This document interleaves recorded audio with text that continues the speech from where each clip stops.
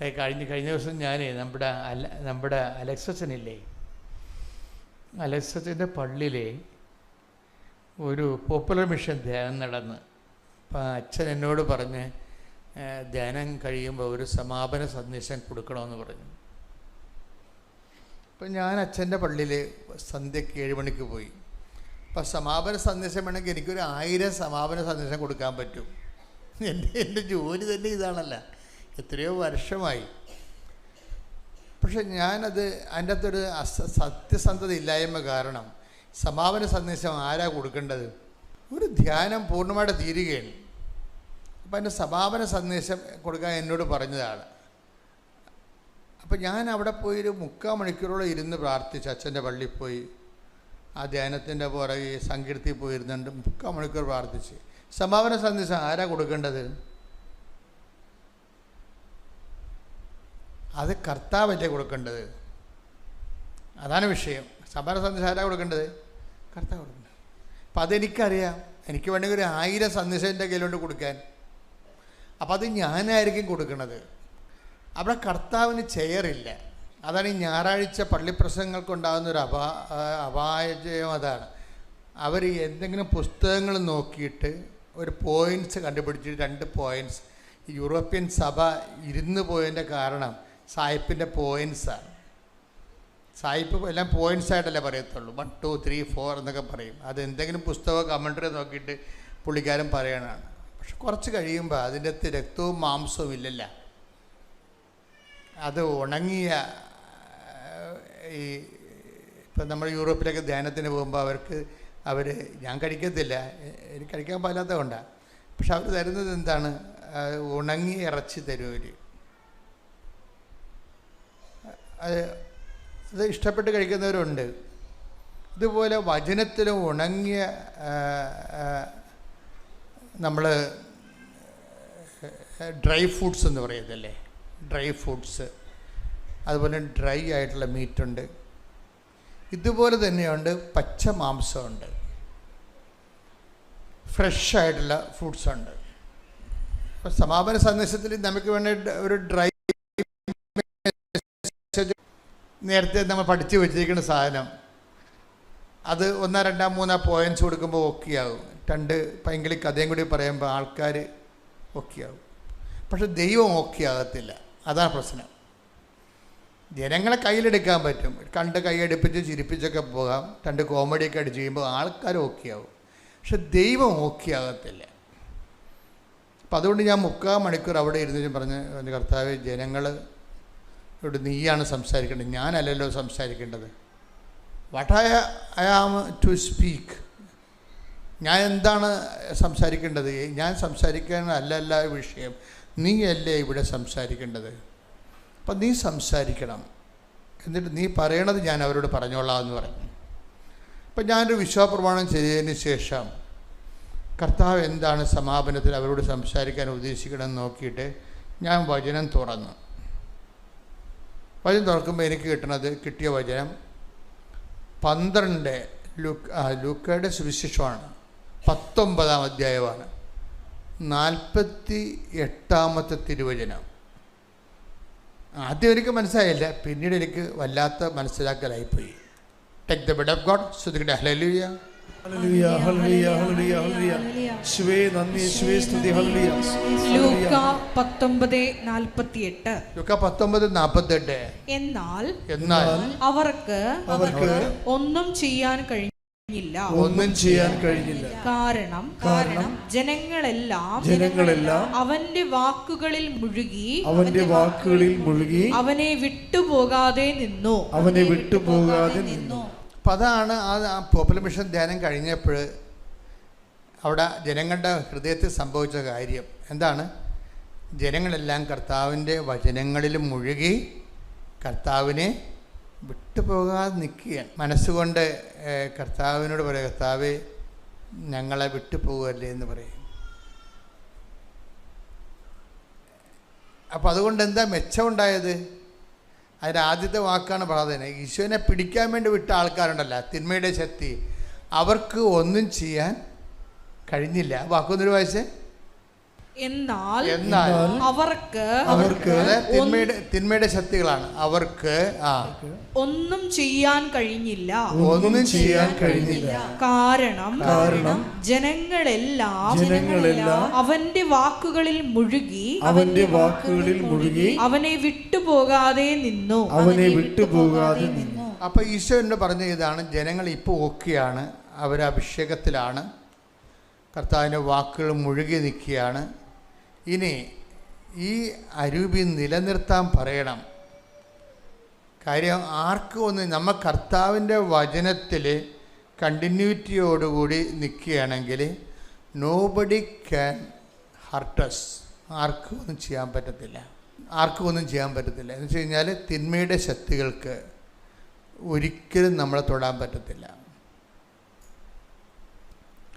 തിന്മയുടെ ശക്തികളെന്ന് പറഞ്ഞാൽ എന്താണെന്ന് വെച്ച് കഴിഞ്ഞാൽ ബേസിക്കായിട്ട് ഒരു വിഷയം തിന്മയാകുന്നത് എങ്ങനെയാണ്? ക്രിസ്തുവിൽ നിന്ന് നമ്മളെ അകറ്റിക്കളയുന്ന എല്ലാം നമ്മുടെ തിന്മയായിരിക്കും. അങ്ങനെയുള്ളൂ. നന്മ തിന്മകളെന്ന് പറയുമ്പോൾ പഴയ നിയമത്തിൽ ഒരു പഴം കഴിക്കേണ്ടതും കഴിക്കാത്തതുമായിട്ടാണ്. പക്ഷെ നിങ്ങളോർക്കും പഴം കഴിക്കണമെന്നല്ല പ്രശ്നം. ദൈവത്തിൻ്റെ വചനം അനുസരിക്കുന്നതും അനുസരിക്കാത്തതുമാണ് നന്മയും തിന്മയുമായിട്ട് പഴയ നിയമത്തിൽ വരേണ്ടത്. അതിൽ പഴത്തിൻ്റെ ഫിഗറേറ്റീവിൽ അവതരിപ്പിക്കുന്നത് മാത്രമേ ഉള്ളൂ. അതിൻ്റെ ജിസ്റ്റ് എന്താണ്? ദൈവത്തിൻ്റെ വചനം, ദൈവത്തിൻ്റെ കൽപ്പന അവർ സ്വീകരിക്കുകയോ നിരസിക്കുകയോ ചെയ്യാം. അതാണ് നന്മയും തിന്മയും എന്ന് പറയുന്നത്, നന്മ തിന്മകളുടെ വൃക്ഷം. അപ്പം നന്മ തിന്മയെന്ന് പഴയ നിയമത്തിൽ പറയണത് വചനം തന്നെയാണ്. വചനം അനുസരിക്കുന്നത്, സ്വീകരിക്കുന്നത് നന്മയും വചനം തിരസ്കരിക്കുന്ന തിന്മയുമാണ്. പുതിയ നിയമത്തിൽ വരുമ്പോൾ വചനം മാംസമായ ഈശോയാണ് നന്മ തിന്മയുടെ അടിസ്ഥാനം. പുതിയ നിയമത്തിൽ വരുമ്പോൾ ഈശോനെ സ്വീകരിക്കുകയോ, ഈശോയാണ് ജീവൻ്റെ ബലമെന്ന് പറയണത്, ഈശോനെ സ്വീകരിക്കുകയോ സ്വീകരിക്കാതിരിക്കുകയോ ചെയ്യുന്നതാണ് നന്മ തിന്മകളുടെ മാനദണ്ഡമെന്ന് പറയണത്. അപ്പം തിന്മകൾ നമ്മുടെ ഉള്ളിലേക്ക് വരണ ഒരു സമയമെന്ന് പറയുമ്പോൾ അതിനെ ഇൻടൈറ്റ് ചെയ്ത് കളയണം. അപ്പം എങ്ങനെയാണ് ചെയ്യണത്? ജനങ്ങളെല്ലാം ഒന്നൊരു വായിച്ച വചനം, എന്നാൽ അവർക്ക് ഒന്നും ചെയ്യാൻ കഴിഞ്ഞില്ല. കാരണം ജനങ്ങളെല്ലാം അവന്റെ വാക്കുകളിൽ മുഴുകി അവനെ വിട്ടുപോകാതെ നിന്നു. അപ്പൊ അതാണ് വിഷയം. അവനെ വിട്ടുപോകാതെ നിന്നു, അതാണ് വിഷയം. നമ്മുടെ വിഷയം നമ്മൾക്ക് ഏതെങ്കിലും ഒരു പ്രാർത്ഥനയുടെ കാര്യം നടന്നില്ലേ എന്ന് വിചാരിച്ചുകൊണ്ടാണ് ആൾക്കാർ ദൈവത്തിൽ നിന്ന് കൂടെ നിൽക്കണതും വിട്ടുപോണതും. വിഷയാധിഷ്ഠിതമാണ് റിലേഷൻസ്. ഇവിടെ ഇപ്പോൾ ഇതിൻ്റെ അകത്ത് വന്നിരിക്കുന്നത്, ഇപ്പോൾ ഈ കൂട്ടായ്മ തന്നെ നോക്കിയോ, ഇതിൻ്റെ അകത്ത് ഒരു 40% ഉള്ള നോൺ കാത്തലിക്സാണ്, നോൺ ക്രിസ്ത്യൻസും ഉണ്ട്. എനിക്ക് നോൺ ക്രിസ്ത്യൻസിനോട് യാതൊരു വിശ്വാസവും ഇല്ല. എന്താ കാര്യം? നിങ്ങൾക്ക് ക്രിസ്തുവിനെ അറിയത്തില്ല. ആ അനുഗ്രഹം, നിങ്ങൾ പറയുന്ന അനുഗ്രഹം നിങ്ങൾ പറയുന്ന സമയത്തുള്ളിൽ കിട്ടിയില്ലെങ്കിൽ നിങ്ങൾ വിട്ടുപോകും. ഒരു സംശയമില്ലല്ലോ കാര്യത്തിൽ. അതെപ്പോഴും നമ്മൾ ശ്രദ്ധിക്കണം. ഒരു ക്യാഷ് ആൻഡ് കൈൻ്റെ ഒരു ആനുകൂല്യം നേടിയെടുക്കാൻ വേണ്ടി മാത്രമാണ്. അതുകൊണ്ട് എപ്പോഴും വചനം പറയുന്നൊരു വിഷയം എന്താണ്? നിങ്ങൾ 15:26 എടുത്ത് 1 കൊരിന്ത്യസിന്റെ സ്തുതിക്കട്ടെ. Hallelujah, hallelujah, hallelujah, hallelujah. യേശുവേ നന്ദി, യേശുവേ സ്തുതി, ഹല്ലേലൂയ. ഈ ജീവിതത്തിന് വേണ്ടി മാത്രമാണ്. ദൈവനാമത്തിന് മഹത്വമുണ്ടായിരിക്കട്ടെ. അമ്മയുടെ പ്രത്യക്ഷീകരണത്തിൻ്റെ സാക്ഷിയായി എന്നെയും എൻ്റെ മകനെയും ഈ നടയിൽ നിർത്തിയതിന് അമ്മ മാതാവിനും യേശുവിനും കോടാനുകോടി നന്ദി. എൻ്റെ പേര് അൻസൂലിയ ഫിലിപ്പ്. ഞാൻ കോട്ടയത്തുനിന്ന് വരുന്നു. ഞാൻ ആദ്യമായി ഉടമ്പടി എടുത്തത് 28 ജൂലൈ 2023. ഇതെൻ്റെ 9ാമത്തെ പുതുക്കലാണ്. അമ്മ മാതാവ് എൻ്റെ ജീവിതത്തിൽ അനേകായിരം ചെറുതും വലുതുമായിട്ടുള്ള അനുഗ്രഹങ്ങൾ എൻ്റെ ജീവിതത്തിൽ തന്നിട്ടുണ്ട്. അത് ഞാനിവിടെ സാക്ഷ്യപ്പെടുത്തുന്നു. ആദ്യമായിട്ട് ഞാനൊരു അധ്യാപികയാണ്, ഒരു പ്രൈവറ്റ് സ്കൂളിൽ വർക്ക് ചെയ്തുകൊണ്ടിരിക്കുകയാണ്. അപ്പോൾ കേറ്ററ്റ് എന്ന പരീക്ഷ ഗവൺമെൻറ് വളരുന്നത് കമ്പൽസറി ആയി. അപ്പോൾ ഞാൻ ഒരു 10 വർഷത്തിൽ കൂടുതലായിട്ട് ഈ കേറ്ററ്റ് 1 എന്ന പരീക്ഷ എഴുതിക്കൊണ്ടിരിക്കുകയാണ്. പക്ഷേ യാതൊരു തരത്തിലുള്ള ഒരു വിജയവും എനിക്ക് കാണാൻ സാധിച്ചില്ല. അപ്പോൾ എൻ്റെ ഫ്രണ്ടാണ് എന്നെ ഈ കൃപാസന പള്ളി പരിചയപ്പെടുത്തിയതും ഇവിടുത്തെ കാര്യങ്ങളെല്ലാം പറഞ്ഞു തന്നത്. അങ്ങനെ ഞാൻ ഉടമ്പടി എടുത്തു. അമ്മ മാതാവിനോട് നിയോഗമായി എൻ്റെ ഈ കേറ്ററ്റ് എക്സാം ഞാൻ പറയുകയും ചെയ്തു.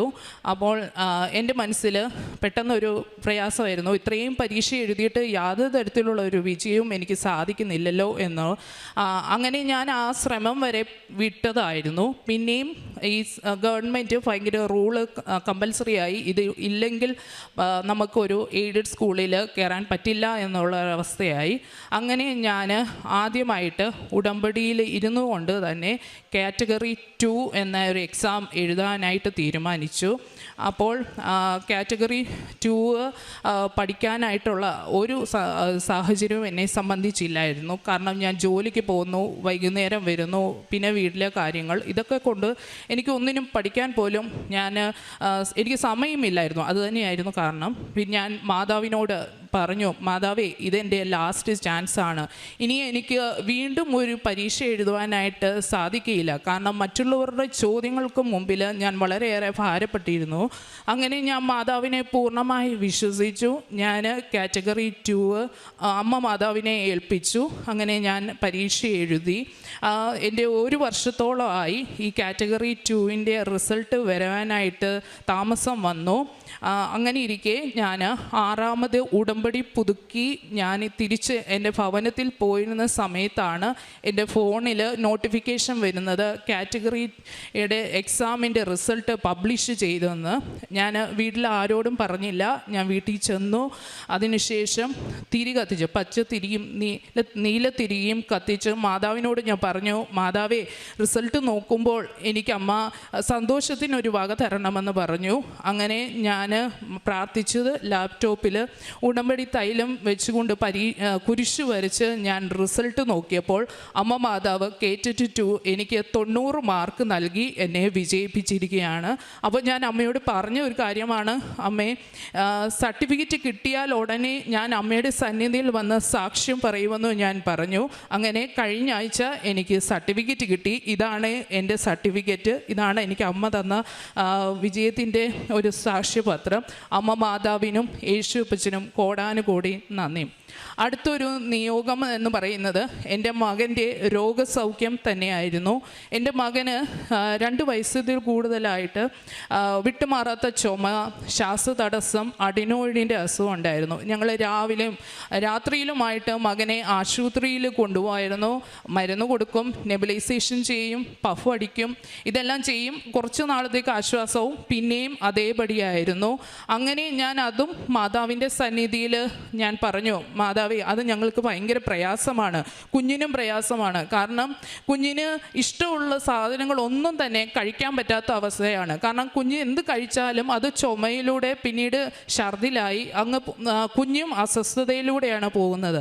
അങ്ങനെ ഞാൻ മാതാവിനോട് പ്രാർത്ഥിച്ചു. മാതാവിൻ്റെ കൃപയാൽ ഒരു ഡോക്ടറിനെ ഞങ്ങൾക്ക് കാണിച്ചു തന്നു. ഡോക്ടറിൻ്റെ നിർദ്ദേശപ്രകാരം ഭക്ഷണ രീതിയിൽ ഞങ്ങൾ ചിട്ട പാലിച്ചു.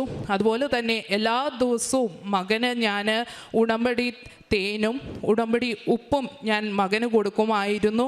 ഉടമ്പടി തൈലം നെറ്റിയിൽ രാവിലെയും പകലും ഞാൻ മകനെ നെറ്റിയിൽ കുരിശ് വെച്ച് പ്രാർത്ഥിച്ചു. ഒരു ദിവസം ഞാനിവിടെ വന്ന അമ്മയോട് പറഞ്ഞു, എൻ്റെ മകന് ഇനി ഡോക്ടറിനെ കാണാൻ പോകുന്ന സന്ദർഭത്തിൽ ഡോക്ടർ പറയുകയാണ്, ഇനി പഫും വേണ്ട, നെബുലൈസേഷനും വേണ്ട, അവന് പൂർണ്ണമായി സൗഖ്യം കിട്ടി എന്ന് പറയണം. അങ്ങനെയുണ്ടെങ്കിൽ ഞാൻ മാതാവിനെ കൊണ്ടുവന്ന് എൻ്റെ കുഞ്ഞിനെ കാണിക്കുമെന്ന് പറഞ്ഞു. ഞാൻ എന്താണോ മാതാവിനോട് പറഞ്ഞത്, മാതാവ് അതേപടി എനിക്ക് ഡോക്ടറിൻ്റെ വായിൽ നിന്ന് അത് തന്നെ എനിക്ക് കേൾക്കുവാൻ സാധിച്ചു. മകന് ഇപ്പോൾ ഒരു കുഴപ്പവുമില്ല, മകൻ പൂർണ്ണ സൗഖ്യമാക്കിയിരിക്കുകയാണ്. ഞാൻ മാതാവിനോട് പറഞ്ഞതുപോലെ മാതാവിൻ്റെ അടുത്ത് ഞാൻ കുഞ്ഞിനെ കൊണ്ട് കാണിച്ചു. അതുപോലെ തന്നെ ഈ അസുഖവുമായി ബന്ധപ്പെട്ട് ഞാൻ ഒരു സ്വപ്നമാണ് കണ്ടത്. ഉച്ചയ്ക്ക് ഞാൻ ഉറങ്ങുന്ന സമയത്ത് ഞാൻ ഒരു സ്വപ്നം കാണുകയാണ്. ഹോസ്പിറ്റലിൻ്റെ ഒരു റൂം, അവിടെ ഒരു കട്ടിലിൽ എൻ്റെ മകൻ ഒറ്റയ്ക്ക് ഇരിക്കുകയാണ്. അപ്പോൾ ഞാൻ ഒരു അമ്മയാണ് കാണുന്നത്. അമ്മ ഒരു സാരി ഉടുത്ത് നല്ല വണ്ണമുള്ള, അധികം നീളമില്ലാത്ത ഒരു അമ്മയാണ് ഞാൻ കണ്ടത്. അപ്പോൾ ഞാനിങ്ങനെ വെപ്രാളം പിടിച്ച് എൻ്റെ മകൻ്റെ രോഗത്തെ ഓർത്ത് ഇങ്ങനെ അങ്ങോട്ടും ഇങ്ങോട്ടും ഓടുന്ന സന്ദർഭമാണ് ഞാൻ കാണുന്നത്. പെട്ടെന്ന് ഞാൻ അമ്മയുടെ അടുത്തോട്ട് ഓടിച്ചെന്നിട്ട് അമ്മ ഇങ്ങനെ പെട്ടെന്ന് വാതിലടയ്ക്കുകയാണ് ചെയ്യുന്നത്. അപ്പോൾ ഞാൻ വാതിലടയ്ക്കുന്ന കണ്ടപ്പോൾ ഞാൻ പെട്ടെന്ന് അമ്മയുടെ അടുത്ത് ചെന്ന് ചോദിച്ചു, അമ്മേ എൻ്റെ മകൻ്റെ രോഗസൗഖ്യം മാറ്റുമോ എന്ന് ചോദിച്ചു. അപ്പോൾ അമ്മ പറഞ്ഞു, നിൻ്റെ മകൻ്റെ രോഗസൗഖ്യം മാറും, കുഴപ്പമൊന്നും ഇല്ല എന്ന് പറഞ്ഞു. അതേപടി ഇപ്പോൾ കുഞ്ഞിന് യാതൊരു തരത്തിലുള്ള ചുമയാട്ടെ അഡിനോയിഡിൻ്റെ അസ്വസ്ഥതയാട്ടെ ഒന്നും തന്നെ ഇല്ല. മകന് പൂർണ്ണമായ സൗഖ്യമാണ് കിട്ടിയത്. പിന്നെ ഈ ഉടമ്പടിയിൽ വന്നതിന് ശേഷം എനിക്കുണ്ടായ മാറ്റം എന്ന് പറയുന്നത് ദൈവത്തോട് കൂടുതൽ അടുത്ത് നിൽക്കുവാനായിട്ട് എനിക്ക് സാധിച്ചു. കാരണം ഞാൻ എല്ലാവരോടും ഇങ്ങനെ എല്ലാം ഓപ്പണായിട്ട് പറയുന്ന ഒരു വ്യക്തിയല്ല. പക്ഷേ ഞാൻ എൻ്റെ എന്ത് കാര്യം, അത് സങ്കടമാകട്ടെ സന്തോഷമാകട്ടെ, എല്ലാം ഞാനിപ്പം ഷെയർ ചെയ്യുന്നത് എൻ്റെ അമ്മ മാതാവിനോടാണ്. ഞാൻ എല്ലാ ദിവസവും രാവിലെ സ്കൂളിൽ പോകുമ്പോഴായാലും തിരിച്ചു വരുമ്പോഴായാലും വന്ന് അമ്മയോട് പറയും, അമ്മേ ഞാൻ വന്നു കേട്ടോ, വീട്ടിൽ വന്നു കേട്ടോ, അങ്ങനെയൊക്കെ പറഞ്ഞിട്ടാണ് ഞാനിപ്പോൾ എൻ്റെ പ്രാർത്ഥന ജീവിതം മുന്നോട്ട് പോകുന്നത്. ഞാൻ പഠിപ്പിക്കുന്നത് കുഞ്ഞു കുട്ടികളെയാണ്. കുഞ്ഞുകുട്ടികളെന്ന് പറയുമ്പോൾ 3-4 വയസ്സുള്ള കുഞ്ഞുങ്ങളാണ്. അവിടെയും ഞാൻ സ്കൂളിൽ ചെന്ന് കഴിഞ്ഞാൽ അമ്മയുടെ ഈ ഒരു കുഞ്ഞു ഫോട്ടോ ഉണ്ട്, അവിടെ വെച്ച് എൻ്റെ ഈ കുഞ്ഞുങ്ങളെ എല്ലാം വിളിച്ചു നിർത്തി മെഴുകുതിരി കത്തിച്ച് പ്രാർത്ഥിക്കുകയും ചെയ്യാറുണ്ട്. പിന്നെ കാരുണ്യ പ്രവർത്തനം ഞാൻ ചെയ്യുന്നത് ഭക്ഷണം ഉണ്ടാക്കി കൊടുക്കും, സാമ്പത്തികമായിട്ട് എന്നെക്കൊണ്ട് പറ്റുന്ന രീതിയിലുള്ള സഹായം ചെയ്യും. എൻ്റെ വീടിൻ്റെ അടുത്തൊരു പ്രായമുള്ള അപ്പച്ചന്മാർ താമസിക്കുന്ന സ്ഥലമുണ്ട്. അവിടെ ഞങ്ങൾ മോൻ്റെ ബർത്ത്ഡേ ആയാലും അല്ലെങ്കിൽ ഞങ്ങളുടെ വെഡ്ഡിങ് ആനിവേഴ്സറി ആയാലും ഒക്കെ ഞങ്ങൾ ഭക്ഷണം വീട്ടിൽ നിന്ന് തന്നെ ഉണ്ടാക്കി അവർക്ക് കൊടുക്കാറുണ്ട്. അല്ലെങ്കിൽ അവരോട് ചോദിക്കും എന്തെങ്കിലും വേണോ എന്ന് ചോദിക്കും. അപ്പോൾ അവരത് ആവശ്യം എന്താണോ ഉള്ളത് അത് ഞങ്ങളോട് പറയുകയും ഞാനും എൻ്റെ ഹസ്ബൻഡും മകനും കൂടിയാണ് അവിടെ കൊണ്ടുപോയി എല്ലാം കൊടുക്കുന്നത്. പിന്നെ ഇവിടുന്ന് കിട്ടുന്ന ഉടമ്പടി പത്രം, ഞാൻ എല്ലാ മാസവും ഇവിടെ വരും, അമ്മയെ കാണും, പ്രാർത്ഥിക്കും, ഉടമ്പടി പത്രം വാങ്ങിച്ചുകൊണ്ട് പോകും. അന്ന് ഞാൻ ആർക്കും കൊടുക്കത്തൊന്നുമില്ല. ഞാൻ വീട്ടിൽ ചെന്ന് ഞാൻ എല്ലാ പത്രവും മാതാവിനെയും യേശുവച്ചനെയും സമർപ്പിച്ച് ഞാൻ പ്രാർത്ഥിക്കും. ഈ പത്രം ചെല്ലുന്നിട അല്ലെങ്കിൽ ചിലപ്പോൾ ദുഃഖമായിരിക്കാം, രോഗമുള്ളവരുടെ ഇടയിലായിരിക്കാം, ഇത് വായിച്ച് ദൈവത്തെ കൂടുതൽ അടുത്തറിയാൻ സഹായിക്കണമേ എന്ന് ഞാൻ പ്രാർത്ഥിച്ചാണ് പത്രം കൊടുക്കുന്നത്. ഓരോ പത്രത്തിലും ഞാൻ ഉടമ്പടി തൈലം വെച്ച് കുരിശ് വരയ്ക്കും. അതിനുശേഷം ഒരു വാക്യം ഞാൻ ആ ഓരോ പത്രത്തിൽ എഴുതി സ്കൂളിൽ ഞാനും മകനും ഒന്നിച്ചാണ് പോകുന്നത്. അപ്പോൾ ഞാൻ റോഡുകളിലും ഓട്ടോറിക്ഷയിൽ കിടക്കുന്ന അവിടുത്തെ ചേട്ടന്മാർക്കും കടകളിലും ഒക്കെയാണ് ഞാൻ ഉടമ്പടി പത്രം ഞാൻ കൊടുക്കുന്നത്. ആദ്യമൊക്കെ ഞാൻ പള്ളികളിലായിരുന്നു കൊടുത്തുകൊണ്ടിരുന്നത്. പള്ളികളിലൊക്കെ കൊടുക്കുമ്പോൾ ഒരു 10 മിനിറ്റിനുള്ളിൽ പത്രമെല്ലാം പെട്ടെന്ന് തീരും. അപ്പം എനിക്ക് തന്നെ ഒരു സംതൃപ്തിയില്ല, ഇത് പെട്ടെന്ന് തീർന്നാൽ പോരാല്ലോ, നമ്മുടെ സാക്ഷ്യം അവരെ അറിയിച്ചുകൊണ്ട് വേണമല്ലോ പറയാൻ. അങ്ങനെ ഞാൻ മാതാവിനോട് പറഞ്ഞു, അമ്മേ ഞാൻ ഇനിയും പള്ളികളിലൊന്നും പത്രം കൊടുക്കില്ല, ഞാനിങ്ങനെ മറ്റുള്ളവർക്കേ കൊടുക്കത്തുള്ളൂ. അന്ന് മുതൽ ഞാൻ പള്ളികളിൽ കൊടുക്കുന്നത് നിർത്തി. ഞാൻ ഇതുപോലെ റോഡുകളിലൊക്കെ പോകുന്നവർക്കും അടുത്തുള്ളവർക്കും എന്നോട് കൂടെ വർക്ക് ചെയ്യുന്നവർക്കും ഒക്കെയാണ് ഞാൻ എൻ്റെ പത്രം ഞാൻ കൊടുക്കുന്നത്. എല്ലാ ദിവസവും വളരെ ചിട്ടയായിട്ട് ഇപ്പം ഞാൻ ഏകദേശം ഒരു 4 വർഷത്തിൽ കൂടുതലായി ഉടമ്പടിയിലായിരിക്കുന്നു. ഇതിൽ ഇത്രയും വർഷമായിട്ട് ഒരു തരത്തിലുള്ള പ്രാർത്ഥന ജീവിതത്തിൽ ഞാൻ ഒരു മുടക്കവും വന്നിട്ടില്ല.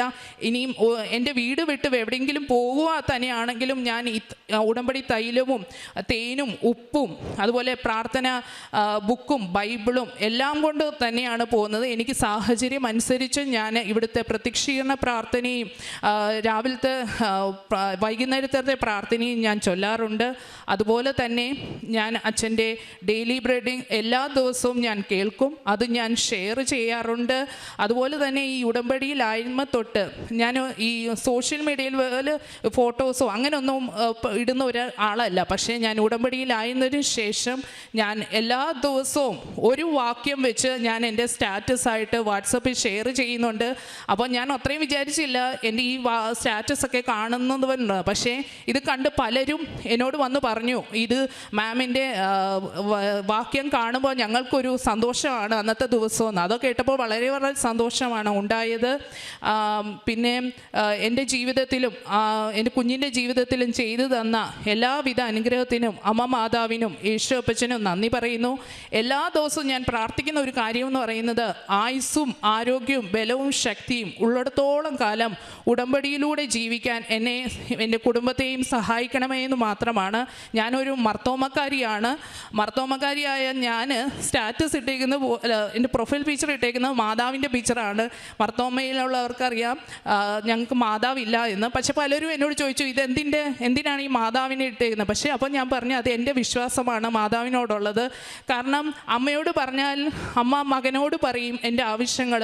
അപ്പോൾ മകൻ അത് ഒരിക്കലും നിരസിക്കാൻ പറ്റില്ല എന്നുള്ളൊരു വിശ്വാസമുണ്ട്. ഇന്ന് എനിക്ക് നാളത്തെക്കുറിച്ചുള്ളൊരു വിചാരമില്ല. കാരണം ദൈവം നമ്മളെ ഈ ഭൂമിയിൽ ജീവിച്ച് ഇറങ്ങിയിട്ടുണ്ടെങ്കിൽ ദൈവത്തിന് നമ്മളെക്കുറിച്ചൊരു പദ്ധതി ഉണ്ടെന്നുള്ളൊരു വിശ്വാസത്തോടു കൂടിയാണ് മുന്നോട്ട് പോകുന്നത്.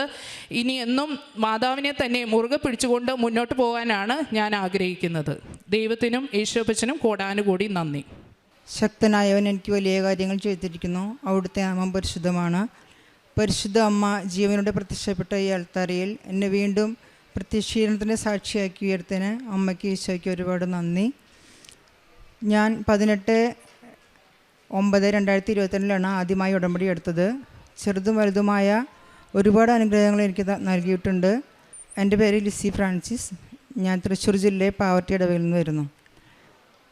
അതിന് ഞാൻ ഒരു തവണ സാക്ഷ്യം പറഞ്ഞിട്ടുള്ളതാണ്. ഇപ്പോൾ ഞാൻ 10ാമത്തെ പുതുക്കലിലാണ് നടക്കുന്നത്. വീട് വിൽക്കാൻ ശ്രമിച്ചിട്ട് 6 വർഷമായിട്ട് നടക്കാത്ത കാര്യമാണ്. എൻ്റെ 6ാമത്തെ പുതുക്കലിലാണ് ഞങ്ങളുടെ വീട് വിൽക്കാൻ സാധിച്ചത്.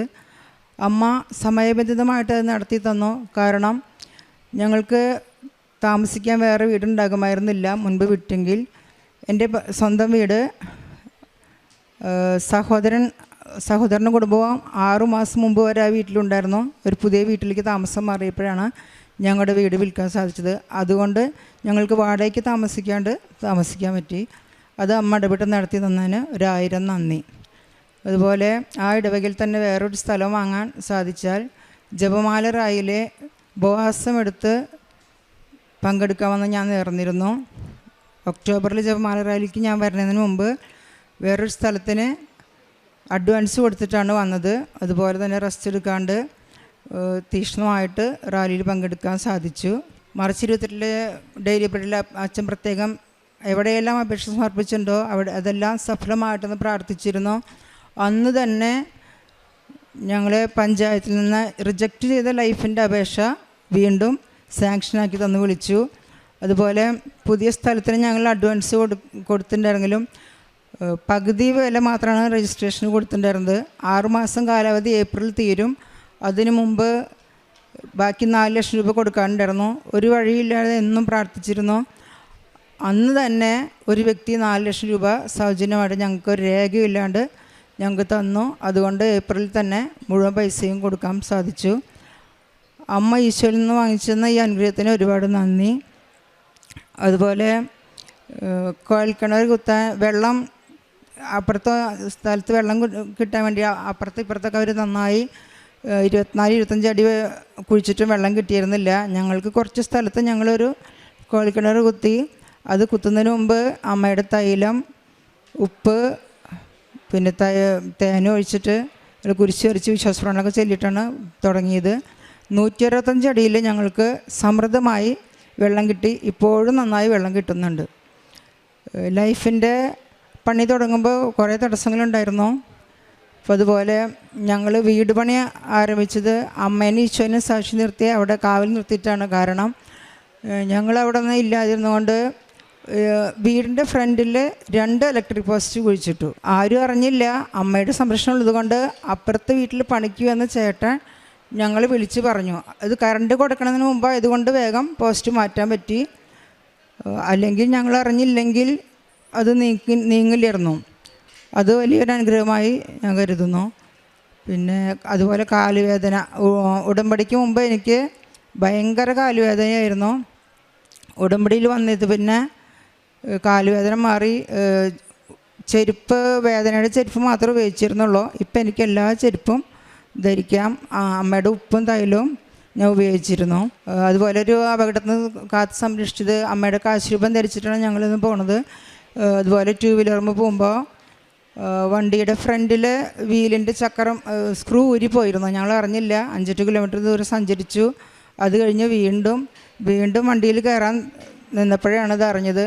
അമ്മയുടെ കാശുരൂപത്തിൻ്റെ വലിയ സംരക്ഷണം ഉള്ളത് കൊണ്ടാണ് ഞങ്ങൾക്ക് ഒരു അപകടവും പറ്റാതിരുന്നത് എന്ന് ഞാൻ വിശ്വസിക്കുന്നു. പിന്നെ അതുപോലെ പ്രേക്ഷിത പ്രവർത്തനം, ഞാൻ ഇവിടുന്ന് പത്രം വാങ്ങി കൊണ്ടുപോയിട്ട് എല്ലാ വീടുകളിലും കയറി ഇറങ്ങി കൊടുക്കും. എൻ്റെ കാശുരൂപം വാങ്ങിയിട്ട് ഞാൻ എൻ്റെ കോവർക്കേഴ്സിനൊക്കെ കൊടുത്തിട്ടുണ്ട്. അവർ ക്രൈസ്തവരായാലും അവർക്ക് കാര്യങ്ങൾ സാധിച്ചു. ഇന്ന് വരാനിരുന്നതാണ്, അവർക്ക് പറ്റിയില്ല. അവരിനി ഒരു അടുത്ത തവണ വരാമെന്ന് സമ്മതിച്ചിട്ടുണ്ട്. അതുപോലെ രോഗികളെ വീടുകളിൽ ചെന്ന് കണ്ട് അവർക്ക് നമുക്ക് പറ്റുന്ന സഹായം ചെയ്തു കൊടുക്കാറുണ്ട്. ആത്മീയമായിട്ട് ഞാൻ ദിവസവും ഒരു സമ്പൂർണ്ണ ജപമാല ചൊല്ലും. സാക്ഷ്യങ്ങളും ധ്യാനങ്ങളും എല്ലാ നേരം കേട്ട് നമ്മുടെ ഒരു മോട്ടിവേഷൻ തന്നെ ഈ സാക്ഷ്യങ്ങളും ധ്യാനങ്ങളാണ്. അല്ലെങ്കിൽ നമുക്കിതൊന്ന് വിട്ടു പോകുന്നൊരു ഭയമാണ്. എപ്പോഴും അത് കേട്ടുകൊണ്ടിരിക്കും. അപ്പോൾ ഈ സാക്ഷ്യങ്ങളും ധ്യാനങ്ങളും എല്ലാവർക്കും ഷെയർ ചെയ്യാറുണ്ട്. അതുപോലെ ഒരു സമ്പൂർണ്ണ ജപമാല ചൊല്ലിയാൽ ഏത് വിഷമഘട്ടത്തിലും ഒരു സമ്പൂർണ്ണ ജപമാല ചൊല്ലിക്കഴിയുമ്പോൾ അതിനൊരു പരിഹാരം ഉണ്ടായിരിക്കും. ചെറുതും വലുതുമായ അനുഗ്രഹത്തിന് അമ്മയ്ക്ക് 1000 നന്ദി.